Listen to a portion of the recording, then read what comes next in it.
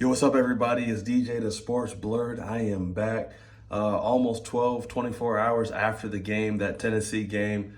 Instant classic if you're an Ohio State fan. We are so proud of Ryan Day and everything that he's accomplished, at least in that game. But, I was watching that game last night, and, it was towards the end of the game. It was in the fourth quarter, and Kirk Herbstreit just went completely ape on Ohio State. Man, he emptied the clip on these guys, on Ohio State's fans, I should say. Emptied the clip on Ohio State's fans and had a lot of super interesting things to say. I thought it was weird, the timing that he brought this up. But, when I went back and I really looked at some of his comments, man, I have a lot to say about it. But before I get into it, you guys know what I'm going to do. I'm going to beg even more. You guys know I'm in my basement. I got my football and I got my hands like this. If you're a fan of college football, please like, comment, subscribe, all of it. Man, the channel has grown super, leaps and bounds. So I appreciate all of you guys who check in every day, man. I can't say thank you enough. I want to read some quotes by Kirk Herbstreit, and then I'm going to give my thoughts. All right. So Kirk Herbstreit said, it used to be 8 to 10%. I think now it's grown to 15 to 20% lunatic for the lunatic fringe crowd. So I don't know. I'm pretty sure they'll be happy tonight, but by God forbid they lose to Oregon, they may want to fire him again. He wasn't even asked about any of this. His partner in the booth was just talking about how the Ohio State fan was, they were kind of getting on top of Ryan Day because of the 4 straight losses to Michigan. And, Kirk Herbstreit took the opportunity to go ahead and say that about the Ohio State fandom. I really think it's more than 20% too, Kirk. I would assume it's like more 30 to 40% that wanted to see Ryan Day gone. It's not anything personal, though. And that's one thing Kirk Herbstreit has to understand. It was never anything personal. This is a production business. When you're making $10 million to coach the Ohio State Buckeyes, you got to know what comes with it. Of all people, Desmond Howard even summed it up perfectly. Desmond Howard said something along the lines of, he was an assistant coach under Urban Meyer. He knew what was expected when he took the head coaching job from Urban Meyer. He knew that the fans were pretty rabid. He knew how big the game was, and yet and still he said yes when he was asked if he wanted to become the Ohio State coach. It seems like Desmond Howard got it just a little bit more than Kirk Herbstreit. Now, Kirk also went on to say his son is a senior on this team. He went on to say that, the seniors have this little, tradition where they go in front of the microphone and it's just the family and it's just the team and it's just the staff. It's not open to the public, and they give their thoughts about how the season went. And, Kirk is a parent of one of these players, so I know for him it hits a little bit differently. Don't forget, Kirk is also a hometown Buckeye. He's from Ohio. He still lives in Ohio. I know he has a house here in the suburbs of Columbus. I believe he also lives in Nashville, Tennessee as well. But he is a Buckeye, guys. And so I know kind of, when he hears some of the negativity that comes from the fandom, it does rile him up a little bit. Nick Saban even went on College Game Day and was cooking the Buckeye fans. Again, I would even say for Nick Saban, you came from Alabama, Nick. You know what's expected of an elite program. You can't then turn that back on the fans, because if it weren't for the fans, that program that you cherish and you hold so deep to your heart, wouldn't be the program that they are today. You have kids on the Michigan team. You have kids on the Ohio State team, kids in the Alabama program. They are millionaires playing college football because of the fandom.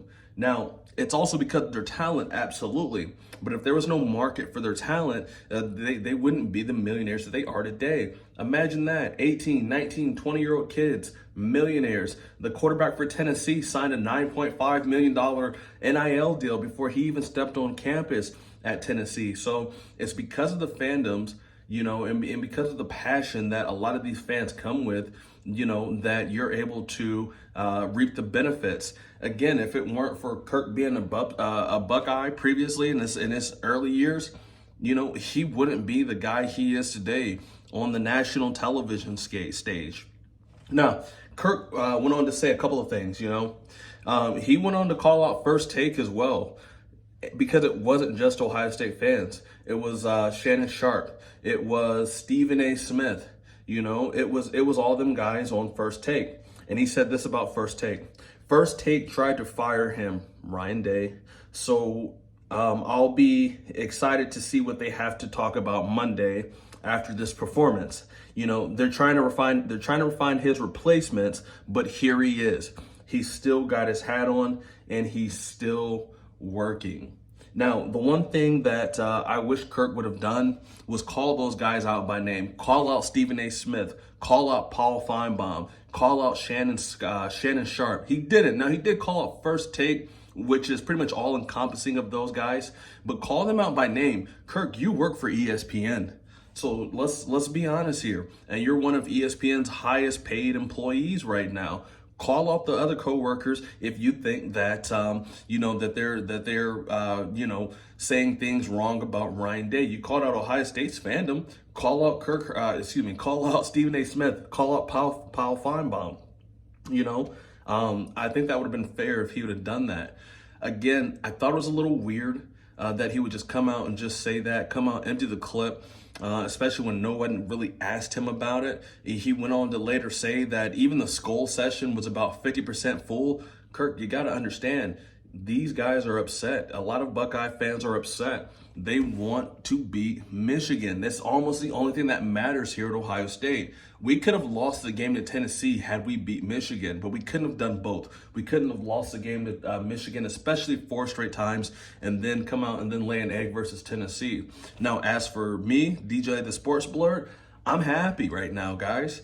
I want to support Ryan Day. It has never been anything personal. I've never even really called for his job like that. I've only gave you the news. One of my biggest videos was, where I reported on a story where the Buckeyes actually confronted Ryan Day. A lot of people were very upset in that organization with Ryan Day. That's my biggest story to date. My second biggest story was Chip Kelly talking about, some of the errors that they had versus Michigan.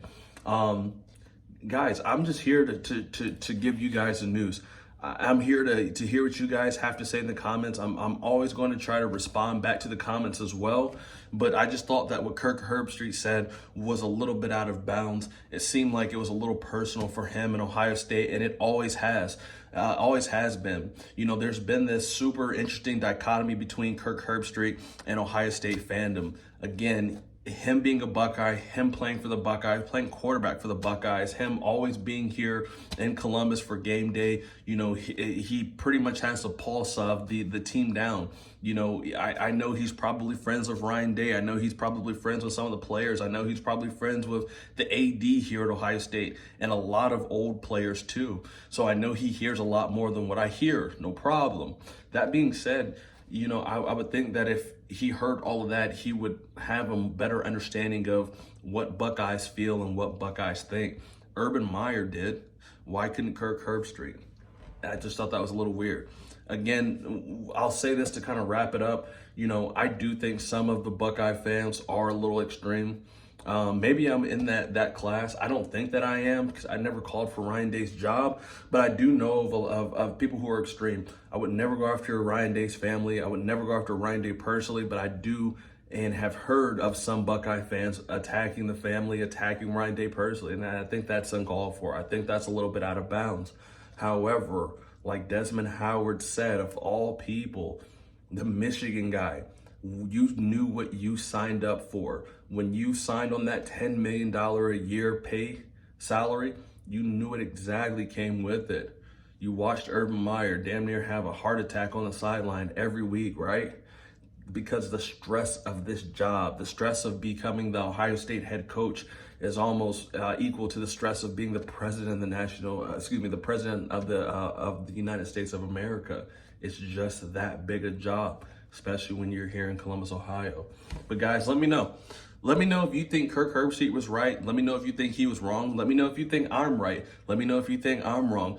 Heck, let me know what you guys think about Oregon playing Ohio State. I'm going to make a video about that. I'm very, very, very, very pumped for that game. I really can't call it just yet. I got to go back, watch some more tape, kind of break down some things, and then I'll come back and share my thoughts on that game. But I'm so excited to see that game. You know, the Buckeyes are essentially on a revenge tour right now. Obviously, you know, we're not going to be able to beat Michigan, no problem, but you can make a lot of the wrongs right, obviously, by slaying an SEC giant, and Tennessee absolutely dominating those guys. Made them look like they shouldn't have even been on the same field. Again, those guys look cold. They looked out of place. They looked like they didn't want to be here after that first quarter, you know. But like I said, Ohio State can go on, win a national championship, and make everything right. And I think that's what Ryan Day and the Buckeyes need. Those guys love Ryan Day, man. Just watching the interviews with the guys, man, they absolutely love Ryan Day, and it almost seems like they're playing for Ryan Day. They have seen him take every arrow. They've seen him take every little bit of criticism, and his team has internalized it. And Ryan Day, to your credit, man, you've picked some good guys. You know, the strength of the team, strength of the leader, that's a real thing. But it's another thing when your team plays better, watching their leader, watching their head coach, watching that guy, you know, take on unnecessary criticism. So very good job of who you've put around you, Ryan Day. Man, you have my support. I want you to finish this job off. Buckeye Nation wants you to finish this job off. A lot of people do not want to see you get fired, but you know, it's a production business at the end of the day, and I hope you know it's nothing personal. Take care, guys. Have a great rest of your Sunday. Hope you guys get some good NFL football. Right now, my boy Joe Burrow's lighting it up. I'm going to go back and check him out. Have a good one, guys.